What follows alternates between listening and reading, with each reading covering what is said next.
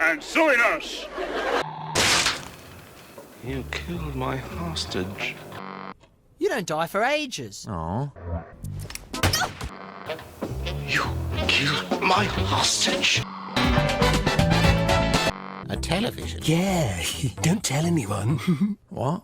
You killed my hostage! All my friends are dead and they don't like me anymore. They've moved along, they've changed, and now they find me quite a bore. Way back then it was okay to be a little weird, but all my friends are dead. Ladies and gentlemen, I'm internet personality Mel Content, and this is that show that you watch for reviews of TV shows that have been long since canceled and are never ever coming back. 10-minute daily video on that. Should I do a take two? I don't know. Raw time. 10minutedailyvideo.net, your place for 10minutedailyvideo.net. Have you guys seen Dead Like Me or what? Or what are you even doing? Well, you really fucked the dog. Dead Like Me is a show. It was on Showtime. This is me like pulling things out of the old memory banks. And it was created by Brian Fuller and then immediately taken over by worse writers. I know what might cheer you up. What? Your autopsy. It's bad, mostly. I didn't rewatch all of it for this review because I know for a fact it is unnecessary. Excuse me. Dead Like Me's premise, its elevator pitch, is random people who die become Grim Reapers. One of them is our protagonist named George. You said no one could see me. Well, that was before you joined the ranks of the undead. The names, by the way, are some great names. Betty. Bless you. Excuse me. Do your nipples get hard when you sneeze? Roxy. Mine do. I could put an eye out. Yours? Like little diamonds. We got Ruben. Mine are always hard. I'm not sure why. The British one. Mason. They should have died together. Saved you a journey. Really, though? Mason. Well, I have all their names in my brain. You up to taking a soul today? Not really. That's too bad. And, you know, for this video, I rewatched the first couple episodes, mostly skipping a lot of the family crap. The family stuff is really boring, and it seems really stupid to have these interesting undead characters all over the place, and this world that you don't quite understand all of. Death is equally mysterious. But there's no sugarcoating that turd. And you spend half of every episode doing a very boring divorce drama. Is a friendly hug between two men supposed to last that long? Essentially, George should have just moved on and it been a show about Grim Reapers. What a crazy idea to make your Grim Reaper show about Grim Reapers. I've got an appointment downtown. I hope it's not another dead hooker. I really like the use of music. When I was just a child in school. Wait!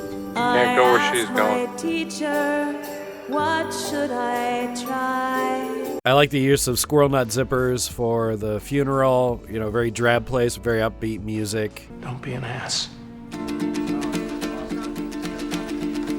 Everyone always says the same shit at funerals. I really like a lot of the set pieces where they're just kind of hanging out on top of buildings. I was always a happy child. I never thought about death that much. Do you guys want to get some ice cream? Basically, the premise is there's this magical, you know, afterlife situation that is gate-kept or... We're bail bondsmen for the disembodied. Yeah, essentially the Grim Reapers are like the bail bondsmen of the afterlife. I don't know what that's supposed to mean. They're in our custody until they reach their final destination. I assume you're talking about heaven. Who knows? I think the original conceit was it was going to be like a drama of the week where George or Mason or one of the other Grim Reapers pulls a soul out and they have to deal with some kind of living stuff before going on to the next world. Reaper has their own distinct style. You know, those little personal touches that make death so special. You don't just stand there waiting for a piano to drop. In polite society, you take her soul at the corner, you'd let her have a little dignity. The first couple episodes really establish that if you're a Grim Reaper, you gotta do this or you're subjecting people to torture. Correct me if I'm wrong, but mission accomplished. You're wrong. That was me correcting you. I'm confused. He's still in there, you silly bitch. I think afterlife stuff is fun, you know, conceptual ideas of the afterlife that are just weird. And I really like when, you know, people are essentially not afraid of death so they can talk about it in terms really flippantly and in kind of funny ways. With a banana peel. Not the banana peel, all right? If it's not the banana peel, go throw it in the garbage.